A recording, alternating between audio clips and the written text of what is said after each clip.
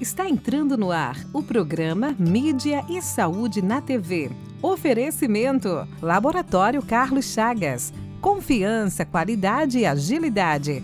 Esse é o nosso compromisso com você. Olá pessoal, boa noite. Está começando mais um Mídia e Saúde na TV. Eu sou Alderi Rabelo e quero convidar você para ficar comigo até às 23 horas. No programa de hoje, nós vamos falar sobre doenças inflamatórias intestinais.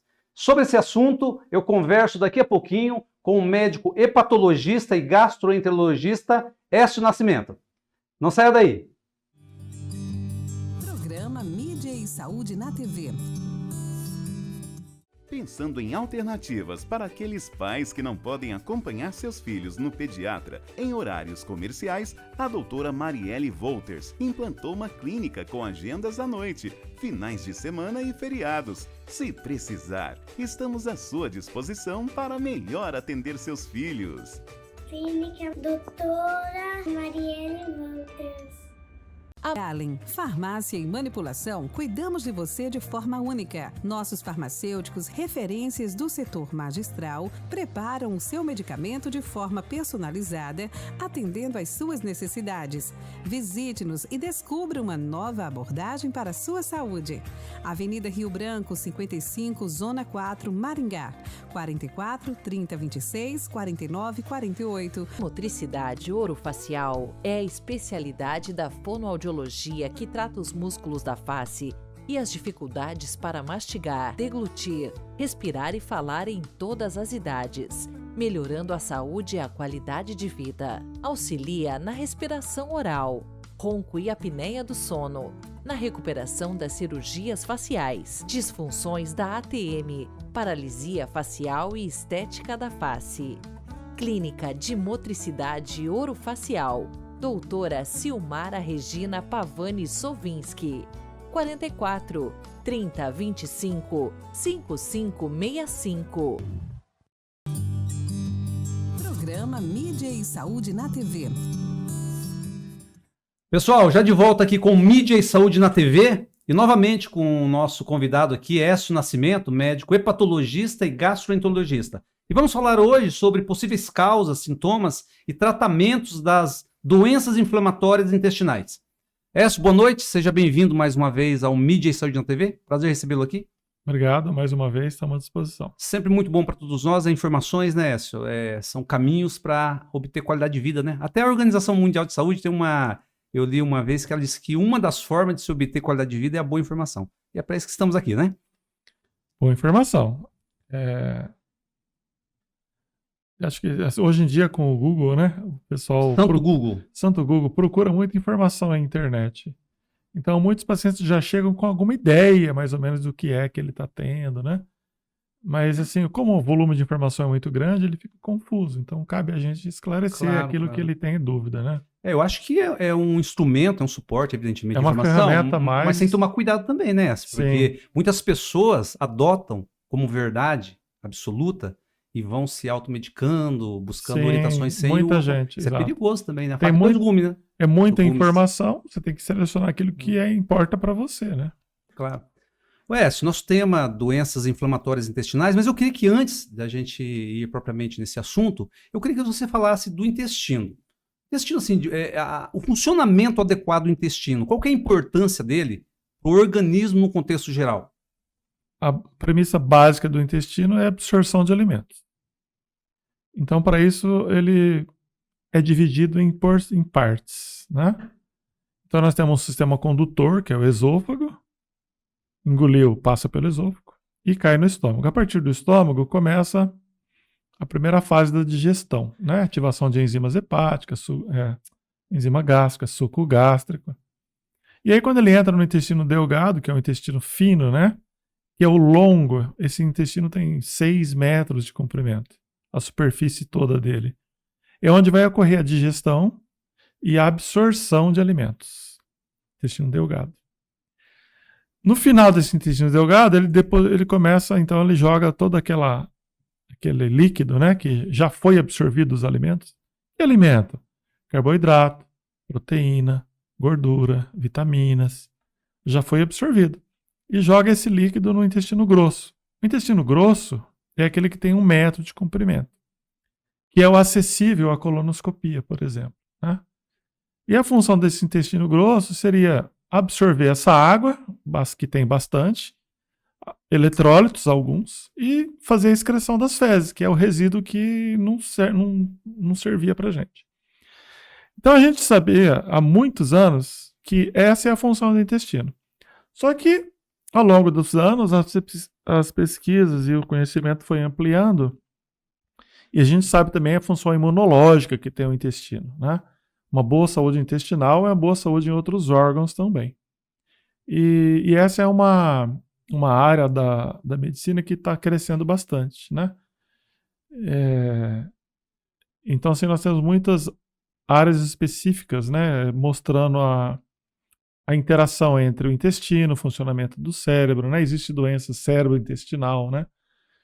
Então, assim, é um órgão em pesquisa constante hoje em dia, né? Então, assim, há termos assim, bem genéricos para a população. Agora, qualquer doença que vá afetar esse intestino, então, ela vai mexer bastante com a capacidade dessa pessoa de absorver alimentos, né? Então, as doenças que afetam o intestino delgado leva a pessoa a ter desnutrição.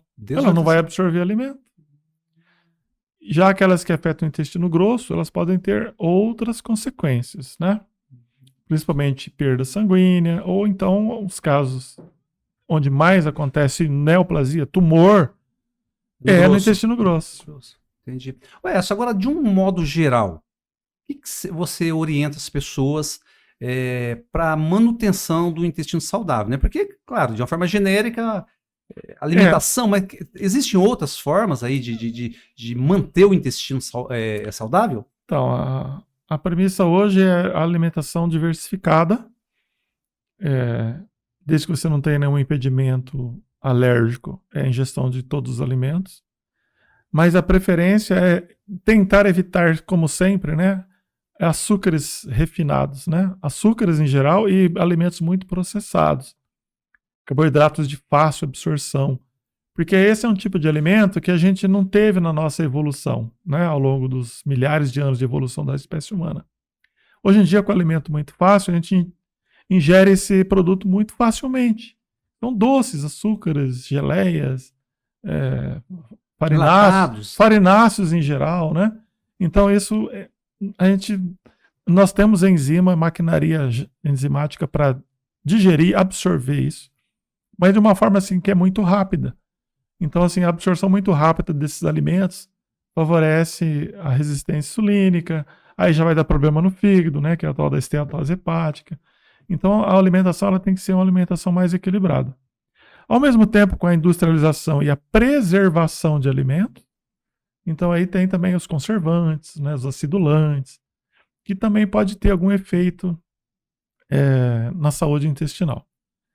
O uso indiscriminado de antibióticos para qualquer doença, né, faz com que mude a flora intestinal. Então, hoje a gente sabe que a regulação intestinal, pela flora intestinal, ela é importante para a saúde intestinal.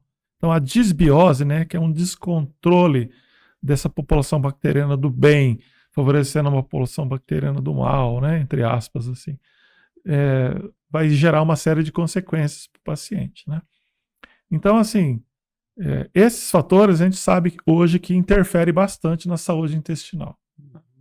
E qual que é a relação? Você citou aí doenças mentais, alguma coisa nesse sentido. Qual que é a relação entre serotonina, endorfina? Porque dizem, a gente ouve popularmente falar, né, que o intestino tem uma relação com esses neurotransmissores. Então, até tem pessoas que batizaram o intestino como segundo cérebro. Queria que você explicasse então, isso aí. Essa relação ela tem muito a ver com a modulação da motilidade intestinal. Quer dizer, como que ele faz o movimento dele de peristalse, de avanço, né? Porque se começa na boca, vai sair no ânus, tem que ter um movimento ali. Esse movimento é modulado pelo sistema nervoso autônomo. E ele é inconsciente. Nós não temos controle sobre isso. E essa modulação ali, ela foi muito assim badalada e muito discutida na época onde estava assim, muito em moda os diagnósticos de síndrome do intestino irritável, né? Que é uma teria assim, uma não modulação desse sistema serotonina cérebro-intestino. Então foi daí que começou esse termo. E é onde foi mais estudado. Então a gente sabe que hoje é a maior quantidade desses tipos receptores serotoninérgicos, que também tem no cérebro, está na função intestinal. Então por isso que tem aquela relação cérebro-intestino, né? Mas ainda é uma área com muita controvérsia ainda, né? Sim. E o intestino irritável ela é uma doença que ainda nós não temos um diagnóstico. O diagnóstico ele é assim, de exclusão, né, basicamente. Eu não tenho um exame que comprove que você tem intestino irritável, por exemplo, né? Ele é baseado em clínica, em informação. E a exclusão de outros diagnósticos. E o tratamento também não é um tratamento específico, ele é um tratamento empírico, podemos dizer assim. Não há uma verdade absoluta, né? Então tem pessoas que têm remissão espontânea, nunca tratou e ele desaparece. E tem pessoas que precisam de algum aporte farmacológico para se sentir melhor. Então assim, ainda nós não temos domínio sobre essa doença. Existe uma alternância no funcionamento do intestino? Na síndrome do intestino irritável? Então, a síndrome do intestino irritável, que é esse diagnóstico que tem essa relação cérebro-intestino, onde está regulada essa modulação da serotonina, né? Como você colocou lá no começo, essa síndrome do intestino irritável ela tem várias nuances, ela pode se manifestar de várias maneiras. Mas a paciente tem que ter dor abdominal. Então, a ausência de dor exclui a doença. A pessoa tem que sentir dor. Dor abdominal, distensão, que é inchaço, empachamento, né? Ela sente o intestino aumentado. E ele pode cursar tanto com diarreia, 5, 6, 10 evacuação por dia, ou com constipação. Então, você pode ter o tipo obstipado, o tipo diarreico e você pode ter o tipo misto. Mas uma característica que essa doença tem é que ela tem remissão espontânea. E às vezes o paciente fica alguns dias, semanas bem. Ele não tem nada. E às vezes sem tomar nenhum medicamento. De repente ela aparece novamente. E dura mais alguns dias, algumas semanas. Então ela tem esse caráter de alternância de sintomas. Existe semelhança com a intolerância alimentar? Inclusive com relação a... Não, a intolerância alimentar é uma outra coisa. Então, por exemplo, a intolerância ao glúten é uma característica específica daquele paciente que não tem como fazer a digestão e absorção dessa proteína. Ou ela desencadeia uma resposta imunológica, né? Um processo inflamatório. Então, isso é uma coisa. Não tem nada a ver com o intestino irritável. A intolerância à lactose é um outro defeito, né? Você perde gradualmente as enzimas que digerem a lactose. Então, você vai ter sintomas variados. Ou você perde totalmente. Então, você tem a intolerância total à lactose. Então, essas duas afecções, elas não têm relação com o intestino irritável. E se constata com mas às vezes o paciente com intestino irritável tem essas doenças, entendeu? Entendi. Mas não que uma desencadeia a outra. Entendi. Você pode ter... Mas aleatório. A intolerância ao glúten e à lactose é possível constatar Sim. com precisão? Ao contrário da síndrome do intestino irritável, que você não tem um exame que identifica. Ela é um diagnóstico de exclusão. Mas a dor é presente também na intolerância alimentar? Não, a intolerância à lactose, a paciente no máximo pode ter uma cólica pequena, um empachamento, mas assim, isso é facilmente removível com a retirada do alimento. Né? Então ela é muito passageira. Então o paciente não deixa de tomar produtos que contêm a lactose, ela volta ao normal. Então a síndrome do intestino irritável poderia dizer que é uma doença de difícil diagnóstico ou complexo, porque você falou que é por exclusão. Ou seja, então não existe um exame para constatar. A história do paciente vai dar bastante pista para a gente, né? Então, assim, geralmente, quando você está preocupado com dor abdominal, então você pensa numa doença que está te consumindo, né, às vezes. Então pode ser um tumor, pode ser uma síndrome desabsortiva qualquer que está lá no intestino delgado, né? Uma pancreatite crônica, por exemplo, né? Ou próprio doença celíaca, né, que é a intolerância ao glúten. Então, esses pacientes, quando chegam a você, geralmente eles têm um sinal de alarme. Que sinal de alarme é esse que o médico tem que ligar e falar, opa, tem alguma coisa errada aqui. Então, ele tem uma perda de peso inexplicável, ele tem uma anemia, que você não sabe por que ele tem essa anemia. ele pode ter uma diarreia. Então, com sangramento, desculpa, uma diarreia, sangramento pelo trato digestivo. Então, isso aqui para você é um sinal de alarme. Fala, opa, peraí, preciso identificar o que está acontecendo. E geralmente o paciente que tem intestino irritável, ele não apresenta esses sinais. Né? Então, é um paciente saudável. Então, ele não tem anemia. Você faz uma colonoscopia nesse paciente, ele não tem nenhuma lesão no intestino grosso. Né? Você pode fazer tomografia, ressonância de abdômen total, ele não tem nenhuma alteração. Né? Então, é um paciente que você não acha. Ele não tem um exame de sangue alterado. Né? Você fala, olha, ele tem um exame de sangue aqui, ó. Tem um marcador aqui que mostra que ele tem essa doença. Não, não existe isso.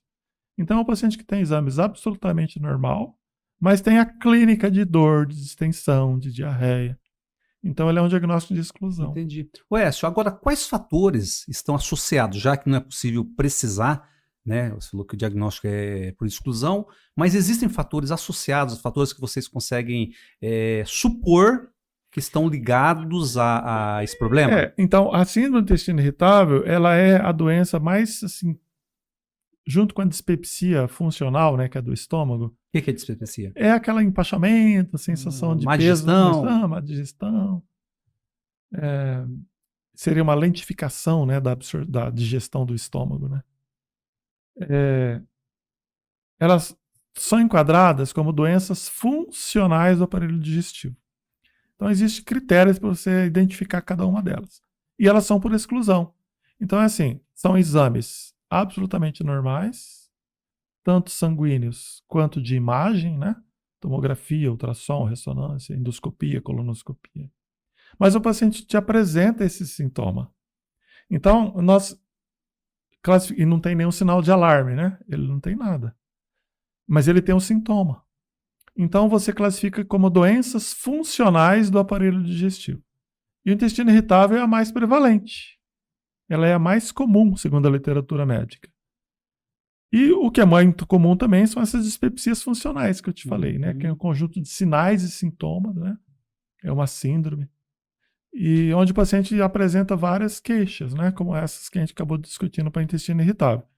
Então, isso já foi referendado em vários congressos médicos da área, onde existem critérios para você fazer o diagnóstico dessa doença. Mas todos eles passam por ausência de sinais de alarme, exames realizados normais, e o diagnóstico é uma exclusão. Mas esse termo, síndrome do intestino irritável, é apenas Porque uma nomenclatura ou literalmente o intestino fica irritado? Não, é uma nomenclatura. É uma nomenclatura. Porque você pode ir lá procurar alguma coisa no intestino, você não vai achar nada. Você tem uma lesão na mucosa do intestino? Não, não tem. Então, assim, não é possível precisar causas determinadas, então, com relação ao problema? Não, essas doenças funcionais, geralmente elas estão relacionadas a algum distúrbio inconsciente do paciente, né? Então, geralmente, você sabe que o sistema nervoso central, ele é aquele sistema nervoso que a gente domina, né?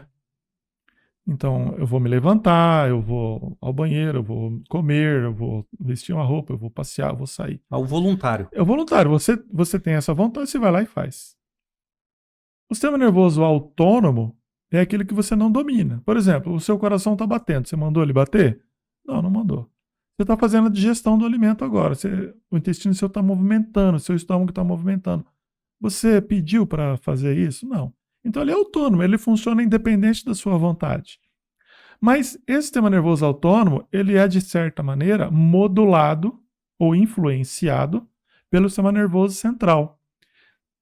Esse tipo de modulação, que é inconsciente, é onde está a chave, geralmente, desses problemas do aparelho digestivo. Quer dizer, você tem algum problema que não foi resolvido, às vezes, e ele é inconsciente, às vezes você tem um compromisso. Então você encontra muito esse tipo de sintomas quando o paciente tem, por exemplo, adolescente, eu tenho que fazer prova de vestibular, daqui 2 meses, daqui 6 meses, ele não sabe qual a profissão vai escolher, então às vezes ele é pressionado pelos pais, ele está em dúvida, então ele desenvolve esses sintomas. Às vezes é a falta de assumir um compromisso.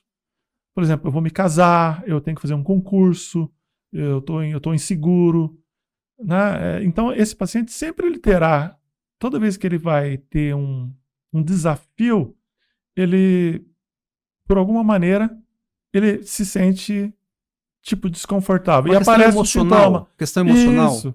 Geralmente está envolvido esse tipo de... Então, assim, na literatura, popularmente é assim, é o sistema nervoso dele que está atuando. Não deixa de ser uma verdade, né?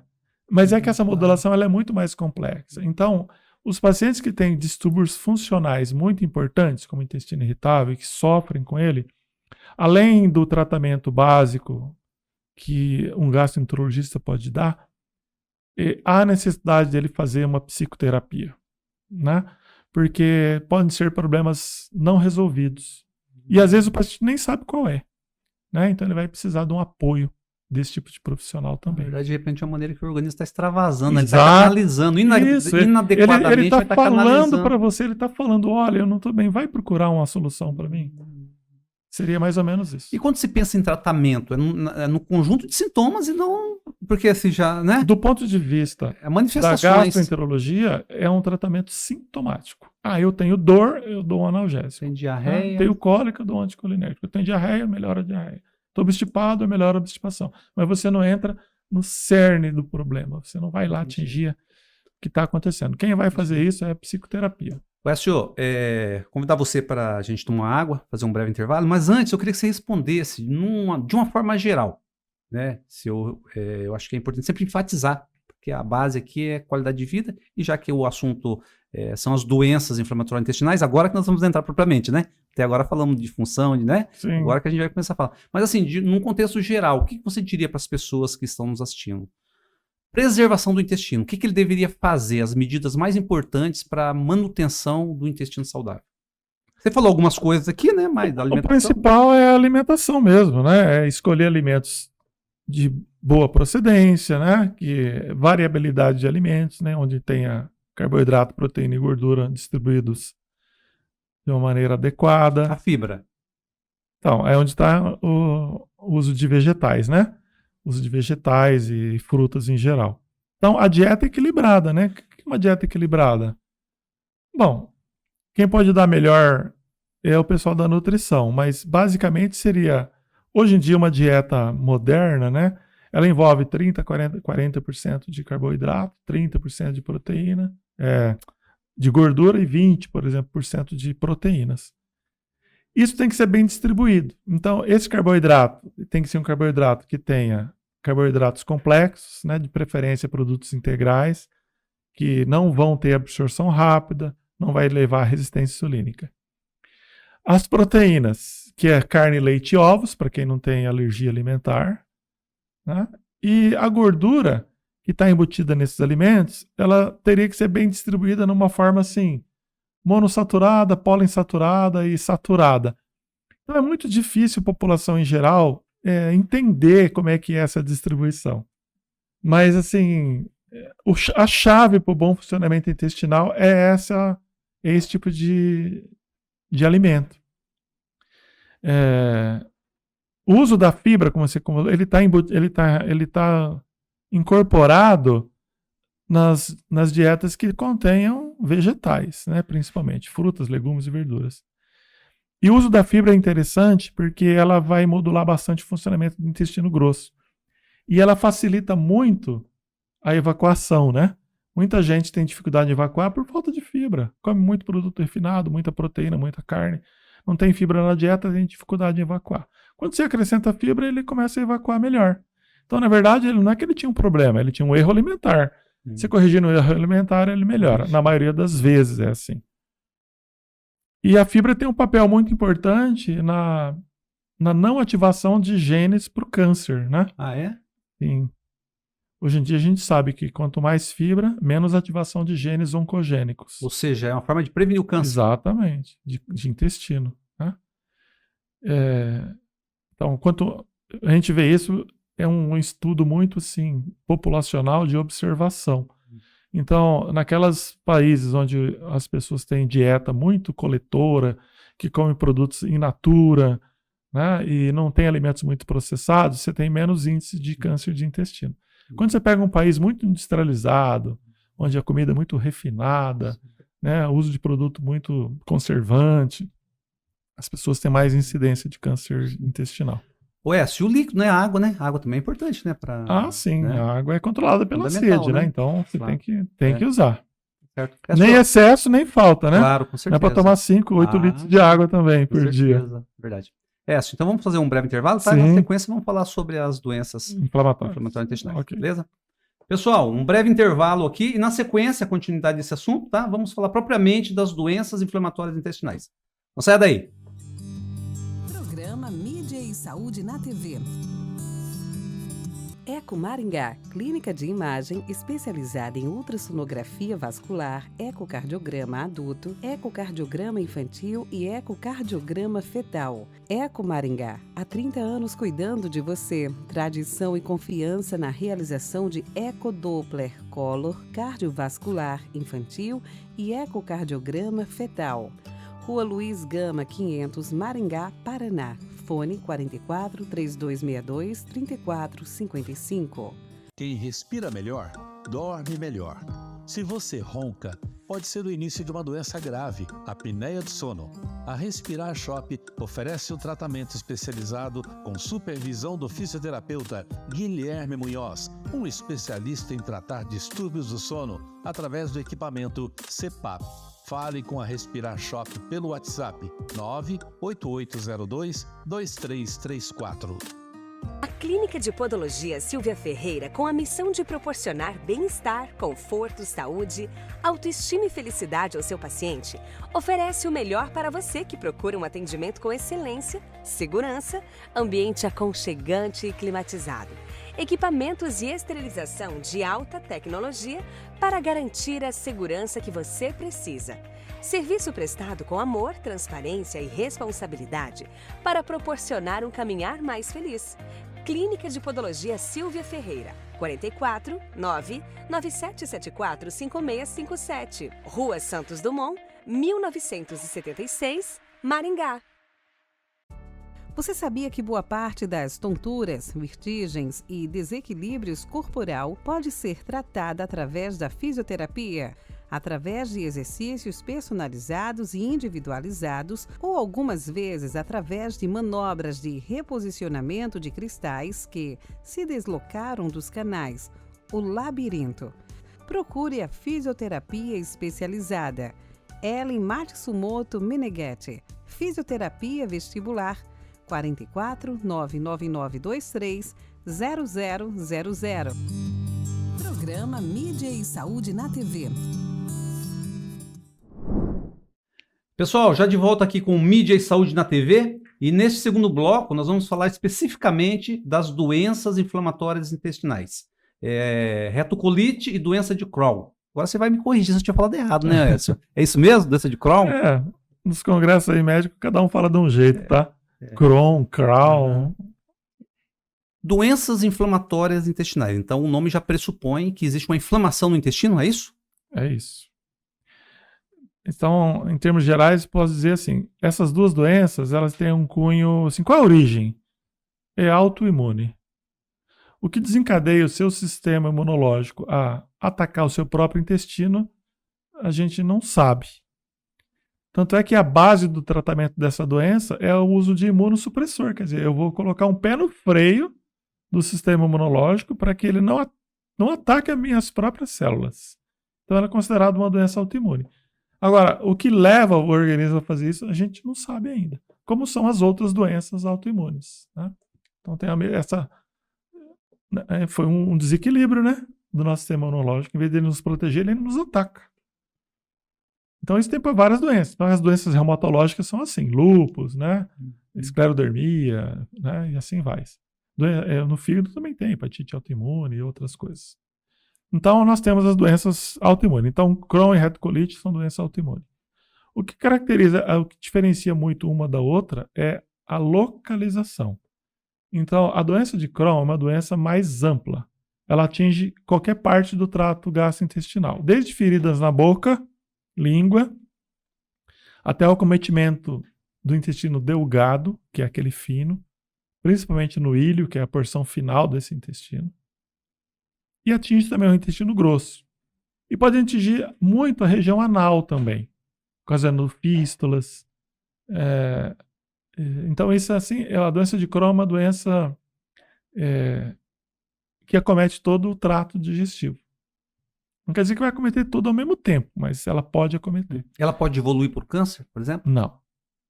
A gente não tem essa relação de quem tem doença de Crohn vai ter câncer. Isso não tem. A retocolite ulcerativa, ela é relacionada ao intestino grosso. Então, acomete mais o reto e as porções mais distais do intestino, né? A mucosa do reto, do sigmoide, do colo descendente. Mas você pode ter uma que atinge todo o trato do intestino grosso também. Mas ela é exclusiva do intestino grosso. Ela não acomete o intestino delgado, nem boca, nem estômago, nem nada. Não ocorrem fístulas, né, perianais com a retocolite ulcerativa.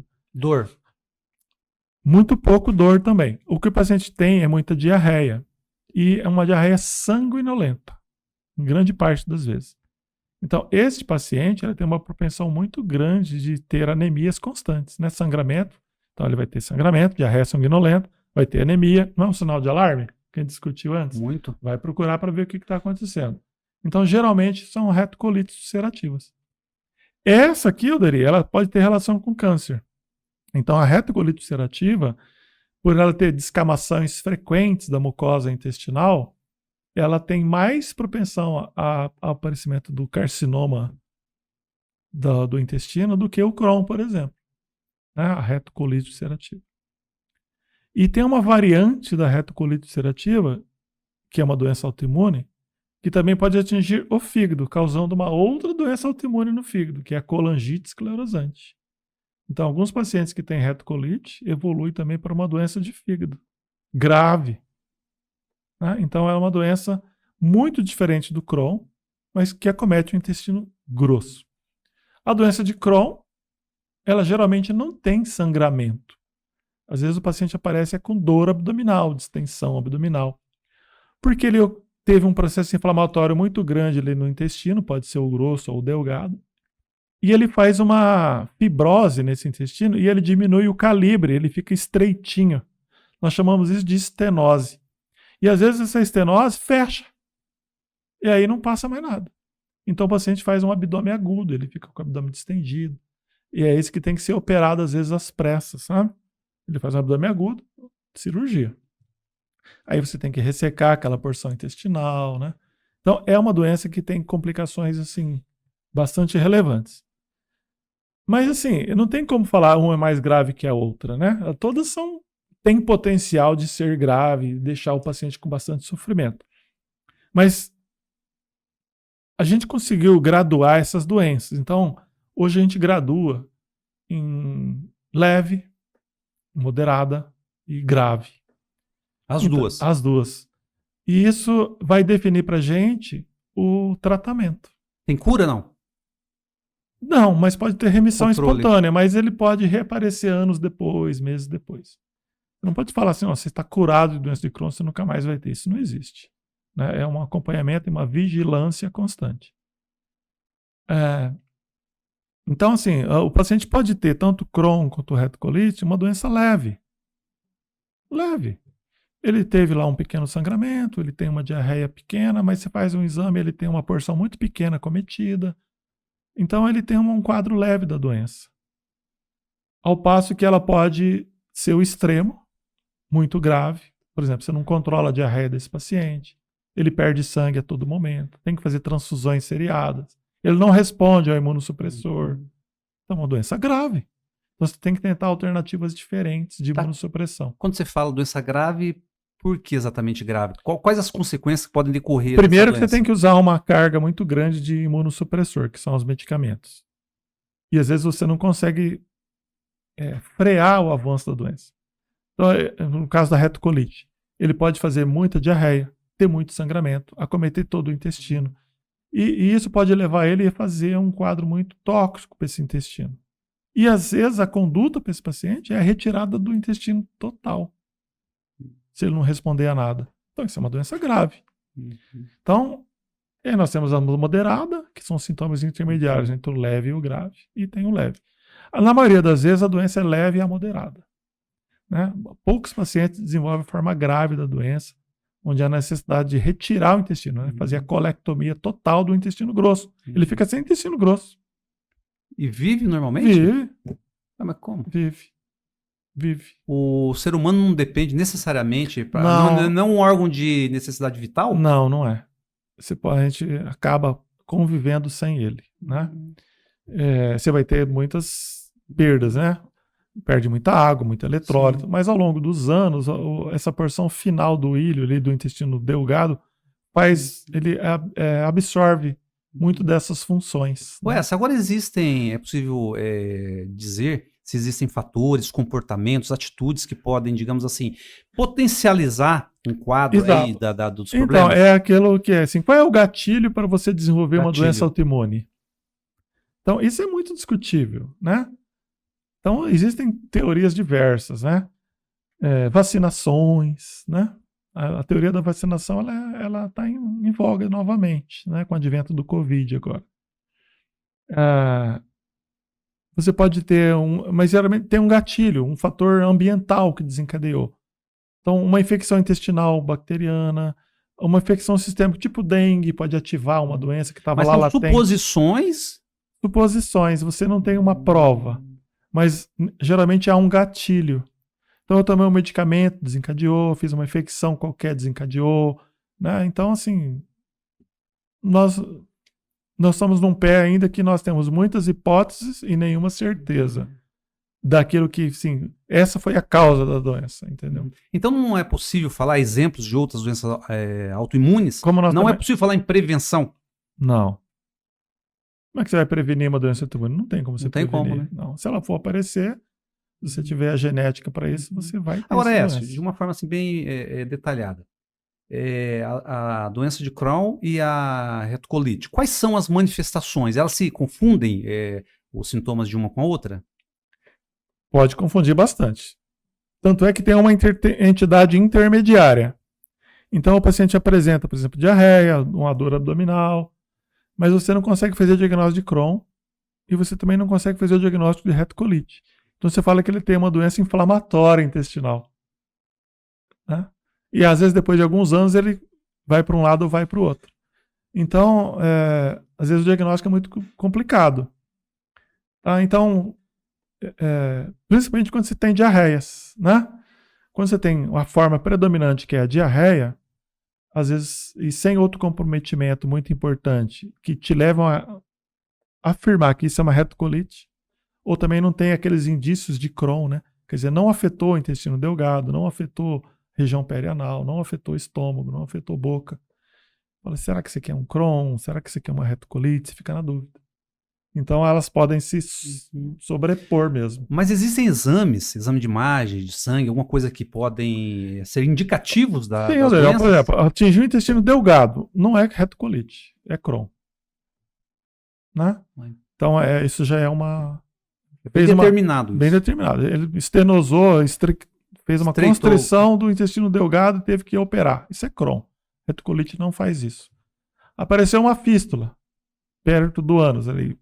Perianal, apareceu uma feridinha onde sai cocô por essa feridinha. Não pelo ânus, sai por essa ferida. Isso é uma fístula. Ou então ele fez um trajeto que uniu o reto à bexiga do paciente. Ou no caso da mulher, a vagina. Só o Crohn faz isso. A retocolite não faz isso. Então, uma doença fistulosa, doença de Crohn. A não fistulosa, retocolite. Geralmente, assim, é uma clareza que ajuda a gente a fazer o diagnóstico, né? Entendi. Agora, essas doenças, elas podem expor o paciente a risco de morte? Podem, né?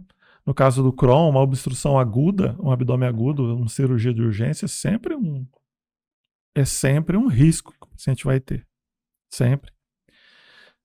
O uso de imunossupressão muito elevada, né, no caso de doença refratária, onde você tem que entrar com uma imunossupressão muito alta, você vai oferecer risco para esse paciente, pegar uma infecção oportunista, uma doença viral, uma pneumonia, e fazer um quadro de sepse. Né? Então, é uma doença que preocupa. Ela tem risco para o paciente. Sem dúvida nenhuma. Os portadores dessas doenças não estão fadados a tomar medicamento o resto da vida? Geralmente, sim. Porque você não vai tirar um medicamento quando ele está numa fase estável, né? De remissão. Quer dizer, ó, eu não apresento mais nenhum sinal da doença. Vamos tirar o medicamento? Olha. É perigoso. É arriscado. Em alguns centros você pode até fazer isso, porque o paciente pode ficar 1 ano, 2 anos, 5 anos sem ter o aparecimento da doença, sem usar nenhum medicamento. Né? Mas ele pode ter remissões constantes. Então, às vezes, você utilizando o medicamento, você impede que ela volte muito precocemente, por exemplo. Né? Então, geralmente, a gente acaba não tirando o medicamento, principalmente quando ele tem a forma acentuada, a forma grave. Quando ele tem a forma leve, às vezes você até retira. Fala, vamos ver como é que vai ficar sem. E às vezes o paciente fica 1 ano, 2 anos sem ter nada. Isso pode acontecer. Então não é possível falar em causas específicas? Não, não é. Mas fatores que você supõe que doença pode estar... autoimune, é como a gente falei, a doença autoimune, ela tem um gatilho. Mas nós não sabemos quem vai ter essa doença. Né? Porque você pode ter um Crohn em qualquer fase da vida. Você pode ter um Crohn com 50 anos, com 60 anos, com 70 anos, que a gente pode ver. Né? Retocolite também. Então, por que ela atinge todas essas faixas etárias? Homem, mulher, criança, velho? Não sabemos. Nós não sabemos.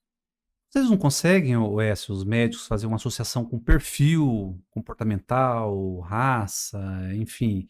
Não. Não tem como fazer esse mapeamento? Não. Hoje essas doenças atingem todas as classes sociais, do pobre ao rico.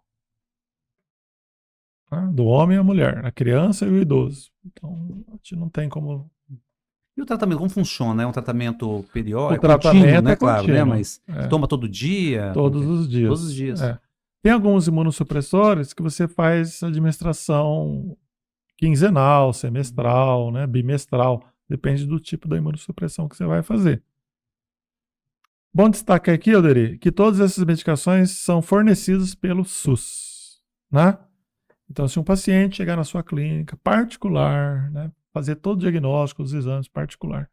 Como ele levar o exame contínuo, e todo brasileiro tem direito ao SUS, esse paciente pode pegar os medicamentos via SUS. Independente de qualquer coisa. O SUS é para todos, né? Para o rico e para o pobre. Tudo é fornecido pelo SUS. E essas doenças são comuns? Você recebe rotineiramente o seu consultório? Então, né? A gente é comum porque a gente está na área, né? Então a doença acaba chegando a você porque as pessoas te procuram por isso.